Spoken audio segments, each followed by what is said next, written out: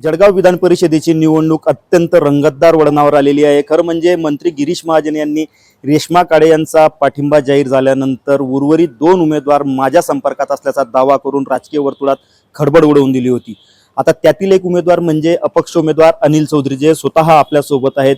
आपण त्यांच्याशीच बातचीत करणार आहोत की गिरीश महाजन यांच्या दाव्यामध्ये नेमकी किती तथ्य आहे। भाऊ, काय सांगाल? गिरीश भाऊंनी मोठा दावा करत राजकीय वर्तुळात खळबळ उडवली होती की तुम्ही त्यांच्या संपर्कात आहात।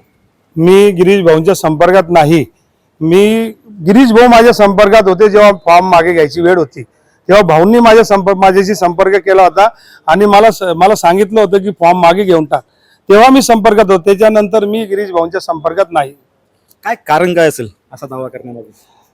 कारण असेल, मी त्यांचा जीवलग मित्र एकेकाळचा होतो आणि एकेकाळचा मित्र असल्यामुळे त्यांना गृहीत धरलं त्यांनी आणि त्या हिशोबाने त्यांनी बोलले असतील। परंतु या सगळ्या गोष्टीमुळे झालं की मतदारांमध्ये एक संभ्रम निर्माण झालेला आहे की अनिल चौधरी खरंच मैदानात आहेत किंवा पाठिंबा दिलाय, नेमकं काय सांगा?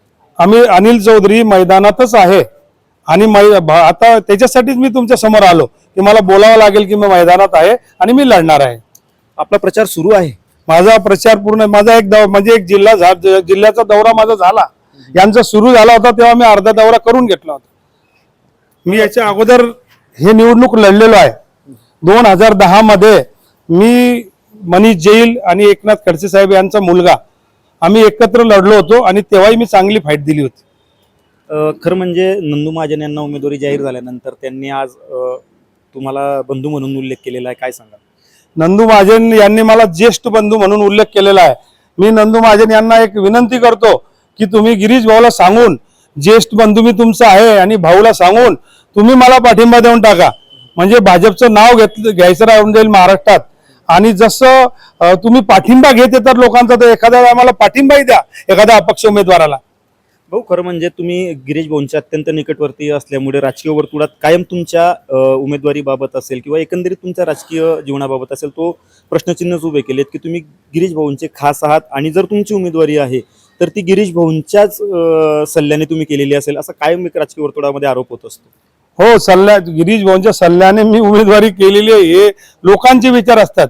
पण एखाद्या वेळेस जर का गिरीश भाऊने घरी नाश्ता केला तर अनिल चौधरीचं पोट भरणार नाही।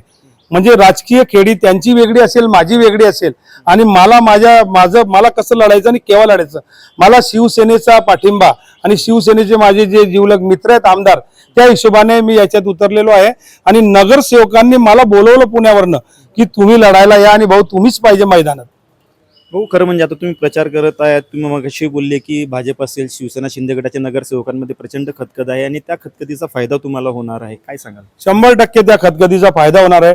खतखत कशी आहे ती एकदम विकोप्याला गेलेली आहे, कारण यांनी भाजपने त्यांच्या विरोधात लढून त्यांना तिथं जागेवरती पाळण्याचा प्रयत्न केलाय, कोणाला वेगवेगळ्या पद्धतीने त्रास देण्याचा प्रयत्न केलाय। आणि ती नाराजी, आणि महत्वाची नाराजी, भाऊंच्या मुलाचं तिकीट सर्व जिल्ह्याला वाटत होतं की गुलाब भाऊच्या मुलाला तिकीट दिलं पाहिजे आणि तेही भेटलं नाही। आणि नाराजी नंदू महाजनच्या संदर्भात तीच आहे की लोक जे आहेत ते भाजपचे, ते 80% लोक या उमेदवारीला नाराज आहे। परंतु गुलाब भाऊंनी आज स्पष्ट करून टाकलेलं आहे की जे झालं गेलं ते संपलं, आजपासून आम्ही महायुतीच्या उमेदवाराला निवडून आणण्यासाठी प्रयत्न करणार। राजकारणात असं बोलावंच लागतं, म्हणजे जरी सुद्धा या गोकुळ गीतेने तिथं सांगितलं असेल की मी शांत बसतो, पण तो किती शांत बसतो, कारण राजकीय एखादा मनुष्य तो शांत बसू शकत नाही। आणि तसं घटना तिथेही घडेल आणि इथेही वेगळं होणार आहे। गिरीश भाऊ, आपलं गुलाब भाऊंचं जे बोलणं आहे याच्याकडे तुम्ही कसं बघतात? गुलाब भाऊने काल आय हेट यू म्हटलं असेल तर आज आय लव्ह यू म्हणतात, पण उद्या परत गुलाब भाऊला लक्षात येईल की जेही आपण हे रोपटं वाढवतोय हे उद्या आपल्याला सावली देणार नाही आहे, हे आपल्याला म्हणजे ते काट्यांचं झाड आपण उगवून घेतोय। आपण मगाशी बोलताना असाही एक उल्लेख केला की नंदू महाजन यांना उमेदवारी देऊन कुरूप वाढवून घेतो आहे शिवसेना, शिंदे गट असेल, भाजप असेल, काय? नंदू महाजनची उमेदवारी म्हणजे शिवसेनेच्या पायात एक काटा जाणार आहे आणि त्याचं उद्या कुरूप होऊन पूर्ण शिवसेनेला त्रास होणार आहे। याचं कारण नेमकं म्हणजे तुम्ही कसं बघता की का तुम्हाला असं वाटतं की ते कुरूप ठरतील? ते कुरूप नाही ठरणार आहे। भाजप आणि शिवसेनेची इतकी कटुता निर्माण झालेली आहे, जरी वरवर काही दिसत असलं तरी 29च्या इलेक्शन मध्ये हेच एकमेकांच्या समोर असणार आहे। भाऊ, खरं म्हणजे आता आपल्या विरुद्ध 3 ते 4 मंत्री आहेत, सत्ताधारी सर्व आमदार आहेत, या सर्व कठीण परिस्थितीमध्ये तुम्ही उमेदवारी करतायत, तुम्हाला असं का वाटतंय की तुम्ही विजयी होणार? चौधरी परिवाराने भरपूर असे किस्से बघितले आहेत. भरपूर वर्षापूर्वी 4 मंत्री आमच्या विरोधात येऊन चुकलेले भुसावळमध्ये. 4 मंत्र्यांच्या समोर लढलो होतो आम्ही. त्यावेळेस नाथाभाऊ असतील, गुलाबभाऊ असतील आणि सुरेश दादा असतील, हे सर्वचे सर्व भुसावळला आले होते. तेव्हाही लढलोय. मागच्या वेळेस संजय सावकारे यांच्या पत्नी आमच्या समोर लढल्या, त्यांनाही पाडलं आम्ही. तर आम्ही असं कोण येणार आहे आणि कोण मंत्री, आम्ही त्यातला नाही घाबरत कधी. आपली उमेदवारी कायम आहे मग पुन्हा एकदा? माझी उमेदवारी आहे. कोणाच्याच संपर्कात नाही? कोणाच्या संपर्कात मी आता नाही. कोणी संपर्क केला नाही अशात? नाही केला माझ्याशी कोणीच संपर्क. तर हे होते अनिल चौधरी, यांनी स्पष्ट सांगितलेलं आहे की माझ्या संपर्कात कुणीही नाही आणि मी कुणालाही संपर्क केलेला नाही.